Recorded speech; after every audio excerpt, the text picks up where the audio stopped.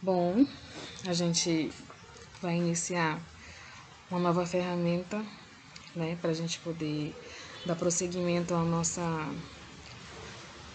estudo referente, né, à anatomia e fisiologia humana. Só retomando, a gente viu ultimamente nas aulas tecido biológico, certo? Então nós vimos 4 tecidos, melhor dizendo, porque nós vimos o último tecido já em modo online, né? Então a gente viu o tecido epitelial, o tecido conjuntivo, o tecido muscular e o tecido nervoso, certo? A gente vai iniciar hoje um módulo bastante extenso, uma parte bastante complexa, que faz referência às partes do corpo humano, o funcionamento do corpo humano, os órgãos, a posição, posso dizer assim, que cada órgão está, como essa posição vai influenciar no seu funcionamento, como esses tecidos estão organizados no nosso corpo, como é que eles estão, digamos assim, compartilhando entre si funções, o epitelial com o conjuntivo, com o muscular, com o nervoso. A gente vai ver um pouco que os três tecidos que nós vimos, epitelial, conjuntivo e o muscular, eles têm relação com o nervoso, então é tudo um apanhado, né, geral de um corpo só, de um organismo só. Então vamos lá? Bom, primeiramente, o que significa anatomia e fisiologia? Anatomia significa a forma corporal, significa a forma de um órgão. Então, significa a posição, né, que esse órgão ele está inserido dentro de um organismo. Significa a sua constituição celular. Como ele é constituído, que tecidos ele é constituído. Então, tudo isso aí, o estudo desse órgão, dessa parte, né, do corpo, é onde estuda a anatomia, é o que estuda a anatomia. Já a fisiologia, ela estuda a função que esse membro, que esse órgão, que esse tecido vai exercer, né? Qual é a função que ela vai ter, tanto que o nome físio significa função, tá? E o humano, né, porque é do nosso corpo humano. Então a gente vai partir desse pressuposto a partir de agora. Essa imagem, a gente vê vários sistemas, né? Deixa eu colocar bem aqui um negocinho pra gente. Então, nessa imagem, vou melhorar aqui. Nessa imagem, a gente vê, ó, basicamente, nervos, né, nesse último detalhe aqui. E na segunda imagem, a gente vê esses nervos associados com vasos sanguíneos, artérias, veias. Posteriormente, a gente já vai ver ossos, né, uma parte dos ossos. Aqui, uma parte de pulmão, parte de vísceras, no caso, boa parte do sistema digestório, tá? Já estamos observando algumas partes musculares, certo? Nessa quarta imagem. Aqui nós vemos o músculo já quase que completamente posicionado nesse corpo, até que a gente vê o corpo, né, como a gente observa naturalmente, tá? Então, o que a anatomia e fisiologia estuda? Ela estuda as partes corporais e o funcionamento de todos os sistemas e todos os órgãos que nós temos. Mas, para a gente conseguir compreender os órgãos em si, a função que eles têm, a forma que eles têm, a posição que eles estão inseridos no nosso organismo, nós precisamos compreender um tipo de, digamos assim, de ordem de complexidade, tá? Desde a parte mais simples até a parte mais complexa. Então, esse tipo de escala, né, a gente chama de níveis de organização. Bom, nesses níveis, o primeiro deles é o átomo, tá? Então, o que é o átomo? Não precisa, né, entrar mais em detalhes, porque o tio Cristo já falou para ti isso há trilhões e milhões de vezes, né? Que o átomo ele é a menor parte da matéria. Então, basicamente, né? E, como sabes, o átomo ele ainda é partido em várias, né, subpartículas, né? Mas isso não vem ao caso.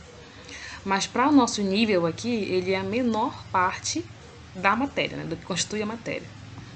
Então, esse átomo, ele, ao se reunir com outros átomos, ele forma moléculas.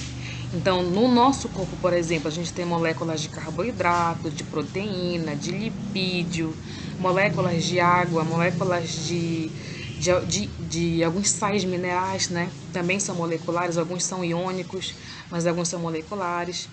Então, muitas moléculas têm, né, no caso, formam o nosso organismo. Nossa, são incontáveis, né, moléculas. Quando essas moléculas se reúnem, elas formam organóides ou organelas. Não sei se vocês lembram, mas nós já vimos isso. Aí tu tem complexo Golgiense, tu tem mitocôndria, cloroplasto, né? Assim, cloroplasto falando de planta, no caso. Mas na anatomia humana, aí tu já tem mitocôndria, tu já tem ribossomos, lisossomos, peroxissomos, enfim, várias organelas que foram, né, alvo de nosso estudo há 2 anos atrás, mas que nós precisamos recuperar essa informação, tá? Então, só relembrando que esses organoides ou organelas, eles estão presentes numa região específica da célula chamada de citoplasma. Então, quando essas organelas elas estão reunidas, elas formam uma estrutura única, né? Uma unidade viva já do corpo humano, que é a tão conhecida célula, tá?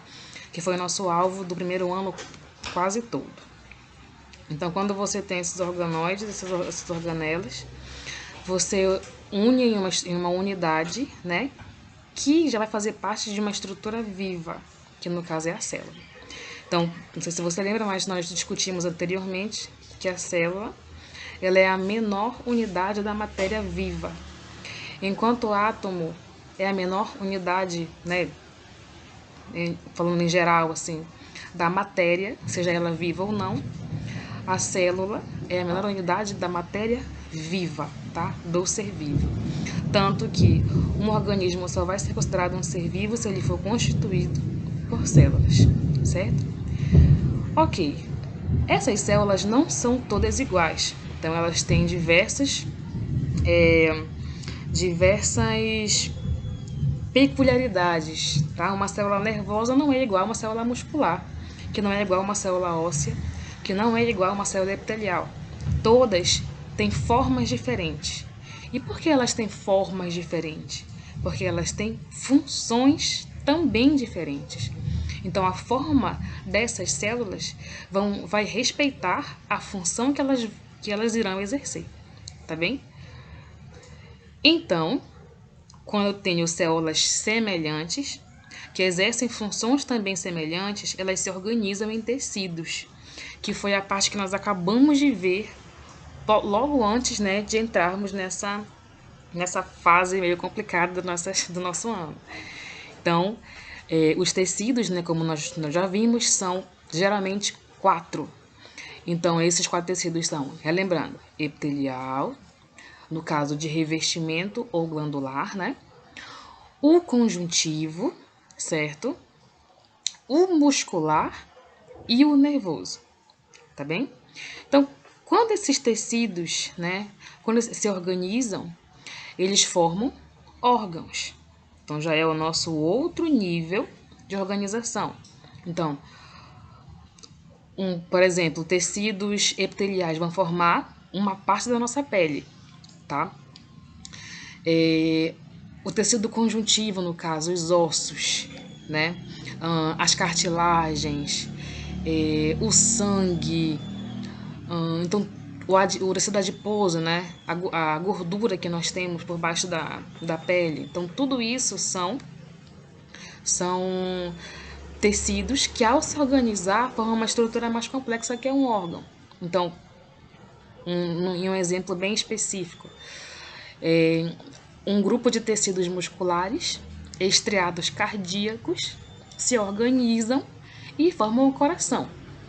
Um grupo de tecidos musculares esqueléticos se organizam e formam um músculo, né, complexo e de grande porte, como, por exemplo, o bíceps, o tríceps, né, que estão no nosso braço.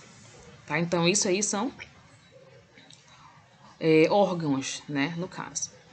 Então, coração, pulmão, rim, fígado, intestinos, todos são organizações de tecidos que têm funções semelhantes e que se organizaram em órgãos. Assim como os tecidos se organizam para formar órgãos, os órgãos também, que têm funções semelhantes, eles se organizam para formar um sistema. Sistema vai ser o principal objetivo das nossas futuras aulas, tá? Então, daqui até meados de junho, nós estaremos, né, trabalhando vários tecidos humanos. Vários sistemas humanos. A gente vai iniciar pelo sistema digestório, tá? Que é daqui a pouquinho, no próximo vídeo. Vários sistemas, quando se organizam, nós somos, como eu falei para ti anteriormente, né, vou até colocar, nós somos a união de vários sistemas. Sistema nervoso, sistema circulatório, sistema digestório, sistema muscular, enfim. Nós somos a organização de vários sistemas, né, em um organismo ou em um indivíduo, tá? Então, nós fomos desde o átomo até um organismo. Tudo bem? Então, essa vai ser a introdução, para a gente conseguir compreender a anatomia e a fisiologia humana.